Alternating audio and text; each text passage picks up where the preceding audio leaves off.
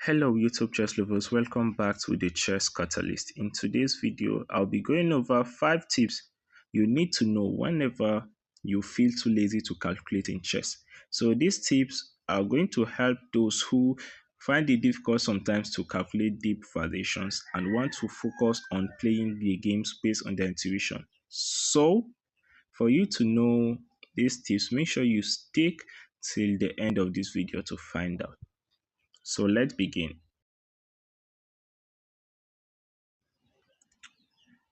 The first on the list is piece coordination. So what is piece coordination? This just means how well your pieces work together. So take piece coordination as the directions your pieces are pointing at where they want to go. And wherever you check where they want to go, you get an idea on what to do, which plan to focus on. At this point, we have these rooks on the D file and this bishop, then the king is protecting the bishop, the rook is protecting the bishop, and the bishop is protecting the knight. The pieces are well coordinated. So at this point, a good move would be to play the knight to c4.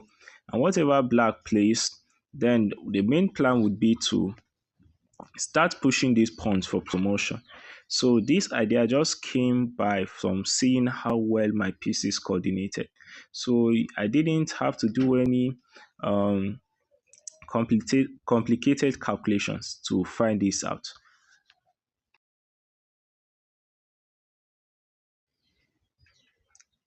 The next is piece activity. So what is piece activity? This in short term just means checking if a piece is active or not in a game. So in chess, sometimes when you don't feel like calculating too deep, just check the pieces that are active, check your opponent's pieces and check yours. So this would help you know what to do.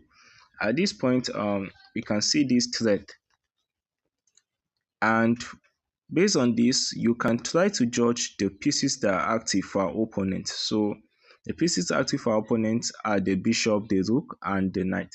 So one thing we could do, the best move here is to play bishop to d4. Black can't decline the trade, so when black captures, sorry, we actually capture with the rook, and when maybe this move is played, this goes on, and I'm just going to play some quick moves, and maybe at the end we have these double rooks on the c file. So if black gets tempted and captures this rook, we just have a checkmate. So this is one idea that you should be able to use well whenever you get stuck or you are just too lazy to calculate.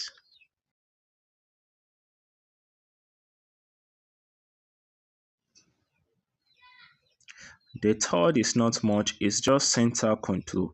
So whenever you get stuck or you feel too lazy to calculate deeply, just make sure you have enough space and make sure you have more space also.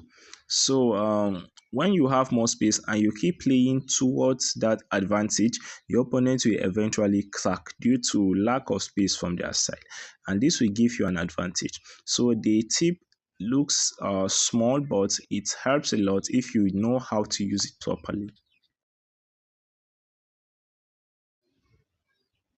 The fourth on the list is pawn structure. So you basically just have to check your pawn structure. When you don't want to calculate too deep, that is calculating exchange and so on, just look at your pawn structure. So this is just a basic of coming up with a plan.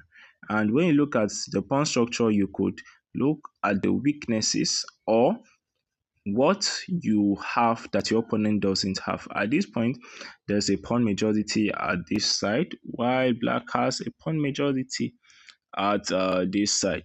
So the main plan here would be to just push these pawns, like I said before, to try to queen. So this was a plan I was able to get from just looking at the pawn structure. and you can follow this plan and end up winning the game. So make sure you always check the pawn structure whenever you are just too lazy to calculate deep variations.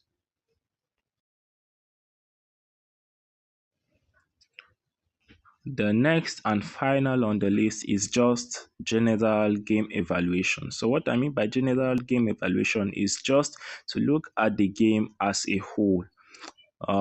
Look at your advantages and your disadvantages. Look at your opponent's advantages and disadvantages. So, mostly, if you're too lazy to calculate, what would be the easiest option for you? One of the easiest option would be to just trade pieces and go to the end game where there is less calculation. So because of this, you should try to evaluate the game and see your strengths and weaknesses. And if you have enough strength, you should exchange pieces down till you go to the end game. So that will be all for this video, and make sure you click on the thumbs up if you like this video and subscribe. Till next time, I'm going to make more videos, so stay tuned.